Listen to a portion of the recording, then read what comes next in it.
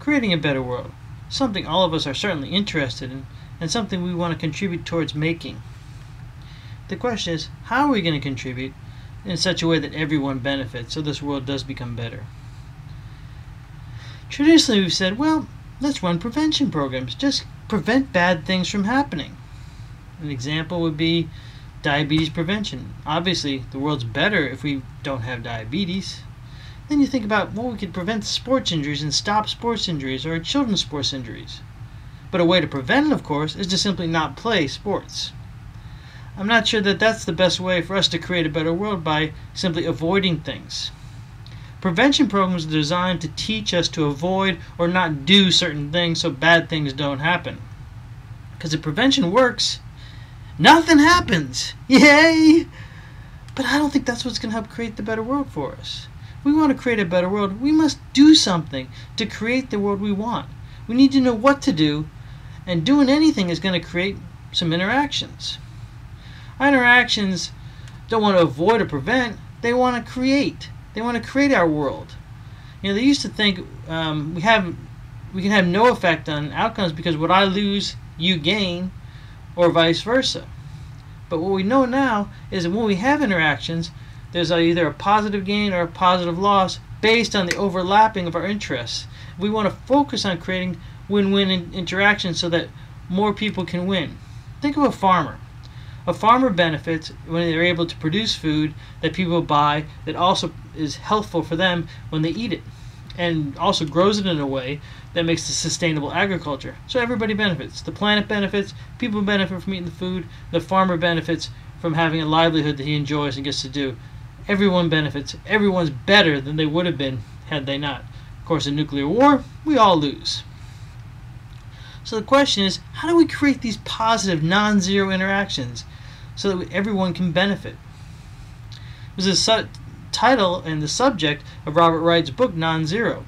It was about creating these non-zero interactions, which he said is the logic of human destiny.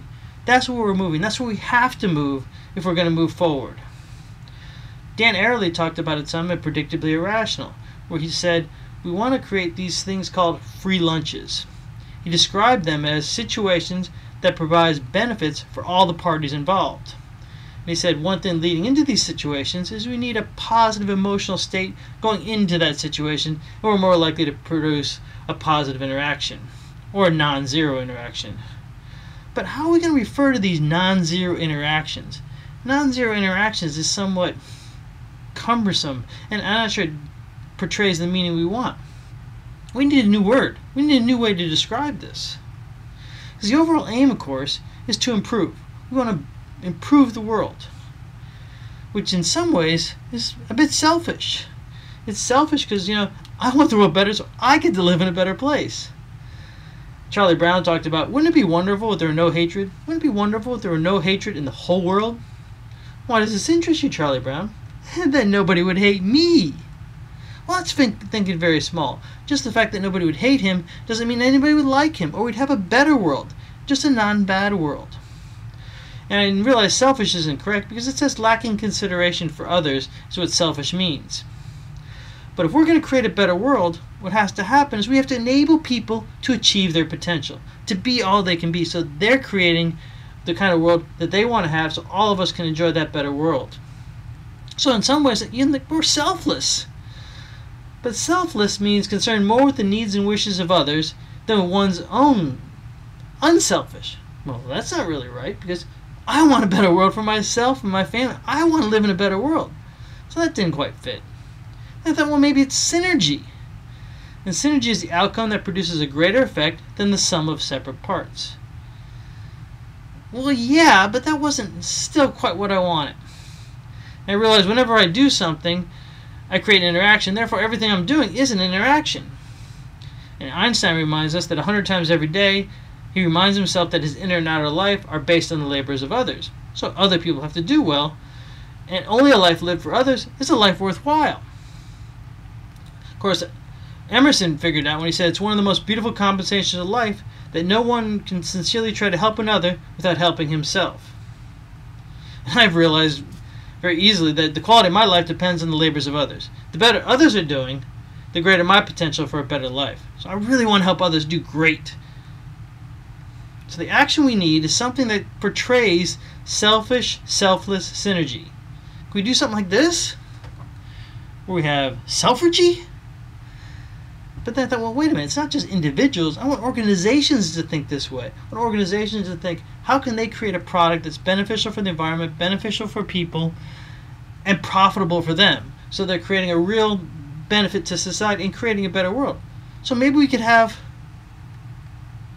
orgery. Well, something in there doesn't work. I don't think it's going to have the right meanings when people hear it. So I talked to Steve Cerruti, and the suggestions from Karen Bell Smith said, you need a better word. And Steve Cerruti is a linguist, and he said, well, what you're thinking about is paneugenesis. Paneugenesis literally means creating all good. Pan is all, you is good, and genesis is creating. So we're creating all good.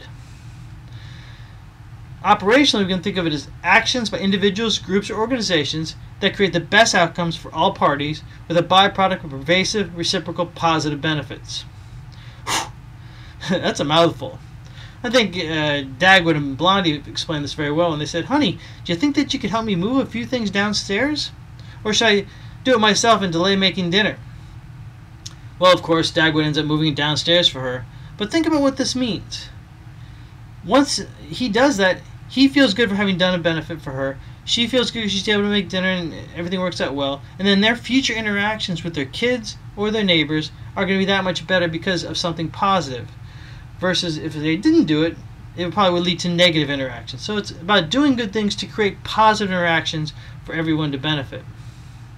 In essence, what this means is to create a short and long-term benefit, we want to create interactions so everyone benefits. It's really about creating better relationships for all.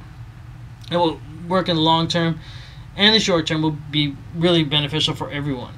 Deming figured this out when he talked about his systems appreciation. William Edwards Deming, one of the greatest minds of the 20th century, incorporated this in his plan for improving quality. So what I'm talking about is we need to practice paneugenesis so everyone can benefit. You have to think, your actions can help create the better world. It's a basic concept. We have to help refine, develop, and expand this idea. So you have to think, how will you practice paneugenesis? How will you create a better world today? What are you going to start doing to create these positive interactions so everyone benefits? Practice paneugenesis. Everyone benefits. Look forward to your contributions. Thanks.